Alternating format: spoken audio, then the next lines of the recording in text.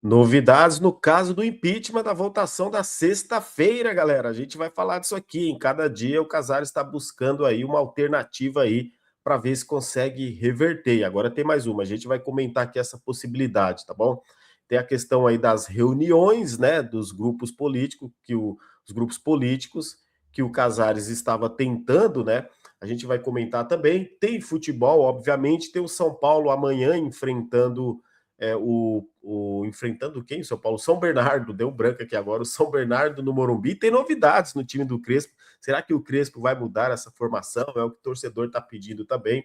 Obviamente, tem renovação também de contrato, multa milionária, tudo nesse vídeo aqui, tá bom? Então, para não perder tempo, já deixa aquele like, posso contar com a sua ajuda, você deixando o like, se inscreve no canal, compartilha aqui esse vídeo, e não esquece, galera, de ativar esse sininho das notificações. Esse sininho é muito importante para você receber os conteúdos, tá bom? Tem os links aí também de produtos que você, comprando alguma coisa nesses produtos, se você tiver interesse, obviamente, a gente recebe aqui uma pequena porcentagem que contribui também com o canal. E tem links aí também na descrição que você pode se inscrever nesses canais e também colabora aqui, beleza? Então vamos lá, sem perder tempo, galera. O Casares tentando aí fazer reuniões com seus ex-aliados, porque não são mais aliados, pessoas, conselheiros lá da oposição, galera. E olha só, hein, as informações é de que as pessoas, eram conselheiros da situação, melhor dizendo, que agora pode-se dizer uma oposição, né? Enfim, pessoas ali que eram aliadas do Casares e ele tentando entrar em contato com essas pessoas, esses conselheiros, e eles negando, galera, alguns aí nem atendendo ligações, mensagens, nem respondendo mensagens do Casares. Então, lá no São Paulo, eles já entenderam que aí a derrota é iminente, o impeachment do Casares. Então, o que o Casares está tentando agora? E ele vai tentar na última hora. O recurso já foi negado. Não tem tempo hábil agora para conseguir um outro recurso, né? Fazer o pedido, a justiça responder depois, isso aí, de certa forma, prejudicaria agora quem já tinha entrado lá com a liminar, não teria tempo hábil para uma resposta, já que foi mantida essa votação para sexta-feira. Eles nem vão entrar mais com outro recurso aí, né? Assim é o que dizem, é o que parece. Só que agora os conselheiros aí da coalizão, ainda aqueles que apoiam o Casares, estão aí incentivando o Casares ou aconselhando a ele renunciar, a renunciar aí exatamente o cargo para ele não sofrer o impeachment. E há quem diga que o Casares vai renunciar minutos antes da votação, galera. Eu acredito muito nisso, tá, galera? De verdade. Eu acho que ele vai deixar criar todo o movimento, a torcida. Nós vamos comparecer em peso, vai estar todo mundo lá pressionando, gritando, xingando, enfim, torcendo, pedindo mudanças, querendo, exigindo mudanças. Eu acredito que minutos antes ali o Casares, vai sair uma nota do Casares falando ali que renunciou e que se sente um injustiçado, que com certeza a justiça vai provar isso. Eu tenho certeza que isso vai acontecer. Só que agora é o seguinte: o Casares saindo, o, o Harry Macis lá, eu ouvi que é a Arri, eu acho que é Arri Macis agora, o nome dele é tão complicado até agora, a gente não conseguiu descobrir, eu já vi até os jornalistas, cada um falando de um jeito, né? A gente tá falando Harry, né? Outros falam Harry, Harry, enfim, né? Vamos pelo que aqui a gente já está habituado, que é o Harry, até a gente saber realmente o nome dele, mas dizem por aí que é Arri Macis. Então, assim, vamos aguardar. Mas isso não vem ao caso, né? Mas vamos lá. Ele vai assumir já na próxima semana, né? Votação na sexta-feira. Na semana seguinte, ele assume como presidente do São Paulo e ele vai ficar esse um ano, de certa forma, um presidente ali interino, já que ele é o vice-presidente. Ele vai cumprir o mandato até final de dezembro. Em novembro tem votação, né? Tem eleição para conselheiros, tá? E em dezembro a votação presidencial. E aí agora a gente sabe que a política do São Paulo eles vão articular quem vai ser o novo nome, vão fazer aquelas alianças, né? A gente vai ver um quadro associativo presidencial ali diferente, eu acredito, a partir de 2027. Interessante aí, galera, não é só tirar o Casares, vamos nos conscientizar disso. Algumas pessoas aí que estão que sempre estiveram essa gestão ao lado dele. Umas saíram fora, pularam do barco, né? outras continuam. Então, detalhe, o que a gente tem que fazer também, o que a gente tem que brigar por isso, lutar por isso, é uma mudança estatutária, para que o São Paulo abra as portas para investidores, faça parcerias, para que o clube comece a alavancar novamente, senão a gente vai ficar estacionado da mesma forma. Até porque esses conselheiros, mesmo o vice assumindo, ele não vai colocar dinheiro, ele não é um bilionário que vai colocar dinheiro no São Paulo. Eles vão continuar trabalhando ali com os recursos do clube. Logicamente, né? Melhor organizado, melhor distribuído e usado esse dinheiro aí, o São Paulo, logicamente, pode até, quem sabe, né, galera, sair um pouco diferente esse último ano do que o Casares. E vai ser interessante você ter um presidente que, inclusive, é vice, né, e colocado ali por uma aliança. É interessante saber como vai ser esse último ano aí, né, com o Harry aí, ficando no último ano do mandato, já que o Casares ficaria esse último ano, e o São Paulo está ladeira abaixo. Vamos ver como vai ser esse último ano com o novo presidente. Por que a gente já está falando assim, o novo presidente?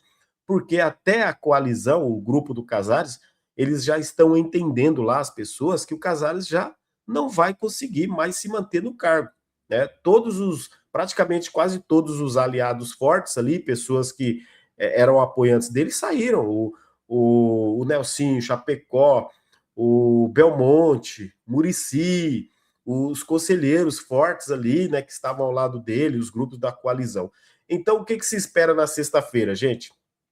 É o Casares renunciar. Aí tem um detalhe, galera, o que também pode acontecer, tá? O Casares, inclusive, ele pode, de repente, até o estatuto permite essa brecha dele se afastar, dele tirar uma licença. E, se eu não me engano, conselheiros podem tirar uma licença aí de 1 ano, 2 anos, mas como ele só tem mais 1 ano no cargo, então ele seria de 1 ano. Ele pode usar essa estratégia também. Eu não duvido nada que nesse momento eles estão planejando a melhor estratégia para eles. Eles não estão nem aí com o São Paulo. Então há informações sim que o Casares pode fazer essa manobra também de repente nem renunciar, sabe? Fazer um esquema, uma brecha no Estatuto do São Paulo que permite isso aí, para que ele aí tire uma licença. Mas olha isso. Então, se caso tiver a votação, e deve acontecer, vamos ver se vai acontecer ou ele vai renunciar. Se o Casares não renunciar, vamos lá, mais uma vez, ele tem a derrota nas eleições ali nos votos, vamos imaginar, deu o impeachment, ainda vai faltar a votação da Assembleia Geral dos associados, lá no Clube Social. Então, os sócios lá depois vão cravar ali o impeachment do Casares. Aí sofreria o impeachment e perderia aí muitos benefícios aí, né? Muitos atributos políticos aí. E aí que tá que eles não vão querer sofrer o impeachment. Então, eu acredito sim que, apesar da derrota judicial até o momento também, ele deve renunciar. E se isso acontecer, com certeza a gente espera, né, galera, daqui para frente uma melhora para o São Paulo. O que você acha de tudo isso? Você acha que o Casares vai conseguir fazer algo diferente de renunciar, galera? Será que vai pintar um afastamento ou um impeachment? Deixa aí nos comentários aí. Eu sei que a galera tá todo mundo comentando, fora Casares, já deu, é isso aí, felicidade, maior reforço da temporada. E eu concordo, é o maior reforço da temporada. Não só dessa, de muitos anos, viu? De muitos anos para cá. Enfim, eu acho que a gente vai se ver livre do Casares, galera. Agora falar um pouco aqui do futebol. Mas antes, do futebol, o Nicolas faz parte do futebol. Porque o Nicolas Borchat, o lateral esquerdo do São Paulo, olha só, o São Paulo renovou o contrato com ele e esticou aí por mais 6 meses, gente. O contrato dele era até julho, né, de junho de 2029. Aí o São Paulo fez o quê? Renovou com ele até dezembro de 2029, por mais 6 meses. Por que o São Paulo fez isso? O São Paulo entendeu e, de certa forma, sim, a multa baixa, galera, para o cenário nacional, 45 milhões de reais. Um time grande aí, um moleque se destacar e crescer aí, 45 milhões de reais para esses caras não é nada, né? Um Cruzeiro, um Flamengo, um Palmeiras, um Bahia, inclusive, Grupo City, que tem grande, esses caras aí, 45 milhões de reais para muitos clubes aqui no Brasil não está sendo nada. Eles vão e compram mesmo. Já pensou se o moleque estoura e se torna um baita lateral esquerdo? Inclusive, ele jogou o primeiro tempo lá contra o Mirassol. E tem apenas 18 anos, né? Aí é o seguinte, então, São Paulo renovou, deu um aumento salarial para ele e a multa agora é de 110 milhões de reais para times aqui no Brasil. Aí o São Paulo, então, já deu uma segurada. Se chegar alguém pagar a multa, opa, 110 milhões de reais, e beleza, né, galera? Aí já vale a pena. Agora, 45 já ia ficar sendo, opa, perdeu de graça. Mais ou menos isso aí, né? O que vocês acham do Nicolas, lateral esquerdo? Inclusive, né, o Nicolas, que seria o titular na Copa São Paulo, ele tem apenas 18 anos, ele já está integrado aí ao elenco principal e não deve mais para voltar a jogar a Copinha. E falar na Copinha, o São Paulo decide sua vaga amanhã, né? Se eu não me engano, contra o Operário, isso mesmo. E o São Paulo, inclusive, tem o Pedro Ferreira, camisa 10, que vai subir para o profissional. Tem o Paulinho também para o profissional. E o lateral direito lá, o Igor Felisberto, também para o profissional. Esses três aí já estão cotados, já é certo que eles vão subir e não voltam mais para a base. Bons jogadores, né? Eu ainda acrescento, tá? O zagueiro Isaac, o lateral esquerdo eu gosto dele também, eu acho que é o Felipe ou o Guilherme Reis. Quem eu gosto do camisa 5 lá também, o Matheus Ferreira também. Tem alguns jovens talentos ali no São Paulo. Vale a gente lembrar alguns que são muito bons jogadores, né? Não significa que são craques ou que estão prontos, mas é aquilo que a gente sempre fala. Fica de olho nessa garotada aí, que tem gente boa na base sim. E o time da Copinha do São Paulo joga com uma vontade que o profissional não tem essa vontade. É legal você ver o Sub-20 jogar, por mais que não seja um time técnico, né? Um time que encanta tecnicamente, mas é um time muito voluntarioso. Cheio de jogadores ali com vontade. É na base, a gente sabe que é diferente, ok, mas é legal você ver a vontade dos jogadores, pelo menos nisso, né? O que você acha aí? Comenta se tem algum jogador diferente que eu não citei aqui para vocês do que vocês estão vendo aí na Copinha, beleza? Agora vamos falar do Crespo, falar do São Paulo, o profissional, que aí eu já vou colocar para vocês aqui o provável time para enfrentar amanhã o São Bernardo no Morumbi às 9h45 da noite. Um provável São Paulo, galera. Rafael Tolói, Arboleda e Sabino, Cédric Soares, Marcos Antônio, Danielzinho, Lucas Moura e Ferreirinha na ala esquerda, tá? Luciano e Tapia, ou Luca e o Luciano. Essa é a formação que o GE postou. O que vocês acham dessa formação aí? Gente, confesso que até gosto dessa formação, mas assim, eu acho que o Crespo poderia dar continuidade e ainda em casa. O mal dos técnicos quando fazem isso, ele coloca, tipo assim, às vezes um garoto, todos, tá, galera? Não é só o Crespo, não. Todos que estão vendo passar no São Paulo aí. Ele pega um garoto, aí ele coloca para jogar fora. Tipo, o Zubeldia fez isso com o William Gomes lá contra o Botafogo. O Dorival também fez isso lá com o William Gomes lá contra o Atlético Mineiro, eu lembro. Eles vão fazendo assim, aí eles pegam o garoto e jogam fora de casa numa fogueira.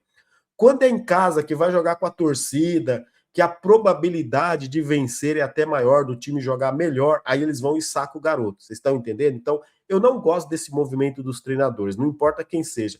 Eu acho que no Morumbi que seria interessante agora, por exemplo, ele colocar um garoto, colocar o Luca, colocar o lateral esquerdo, o Nicolas, por exemplo, jogando em casa. O jogador vai sentir, eu acredito que se sente mais à vontade. Até porque, olha aí, ó, vai entrar aí, pode entrar o Lucas, tá? O Caleri, estranhamente, também não está sendo cotado para jogar. Do Caleri eu estranho, de verdade, porque desde o ano passado, inclusive, ele deu uma entrevista, ele disse que já poderia jogar, estava apto para jogar, isso em novembro. Ou seja, passou novembro, passa dezembro, começa a temporada e o Caleri ainda não vai aparecer jogando, tudo indica isso. De repente tem alguma coisa, não é possível, né, galera? Enfim, a gente vai aguardar para ver essa situação do Caleri. A do Lucas, o Lucas deve começar jogando. Esse meio-campo me agrada, viu? O Mateuzinho e o Marcos Antônio, tirando aqueles volantes mais pesados, né? O Alisson tá muito fora de forma, né? Muito pesado também, né? Assim como o Pablo Maia. Esses dois volantes têm uma dinâmica diferente. Jogo em casa e o São Paulo tem obrigação de vencer. Não pode pipocar. Ó, e falar em pipocar, hein? Você vê que o São Paulo tomou um baile, né, galera, do Mirassol. Até o momento da gravação desse vídeo, galera, esqueci o nome, cara, que jogou com o Mirassol aqui. Comenta aí, o Primavera, que tá estreando no Campeonato Paulista agora, esse ano, né? O Primavera na primeira divisão. Tava ganhando aqui, ó, de 2-0 do Mirassol. Rapaz, o Primavera, hein? E a gente tomou um baile do Mirassol. Então é isso, são essas novidades aí, mudanças no time, né? o Lucas, poder entrar o Lucas, e pode entrar Crespo. Coloca, Crespo. Coloca o Lucas para jogar no ataque. Se vocês amam o Luciano, tá bom. A gente já viu que o Luciano não sai do time mesmo. Então coloca o Lucas um pouco lá em dupla de ataque com o Luciano. Tira um pouco o Tapia, né? Se vai jogar o Ferreirinha na ala, se quer o Ferreirinha na ala, ok. Mas coloca então o Lucas Marques para jogar. Coloca o lateral esquerdo, o Nicolas também, por que não? Começa a ter essa coragem, treinadores do São Paulo. Pelo amor de Deus, comecem a ter coragem para jogar contra esses times pequenos aí também. Sai um pouco desse negócio de 3 zagueiros, Cédric que vira mais um zagueiro, 3 volantes, né? Ainda mais jogando em casa. E aí eu sinto que a torcida não vai aceitar essa postura do São Paulo. Se o São Paulo jogar em casa e jogar retrancado com 3 zagueiros, eu falo até 4, viu? Porque o Cédric, na minha opinião, é mais um zagueiro. E aí você coloca 3 volantes e depois ficar ali na frente com o Luciano e mais um atacante, fica faltando opções para o São Paulo. E a gente está falando de um campeonato curto, né? Que o São Paulo ainda tem que fazer pontos importantes, inclusive para nem sonhar com rebaixamento de Campeonato Paulista e quem sabe se classificar. Hoje o nosso campeonato está muito difícil. É isso. Comenta aí, fique à vontade para vocês comentarem, beleza, galera? Amanhã, então, a gente volta com mais informações, beleza? Tamo junto, fiquem com Deus. Até o próximo vídeo e vamos São Paulo, é nóis.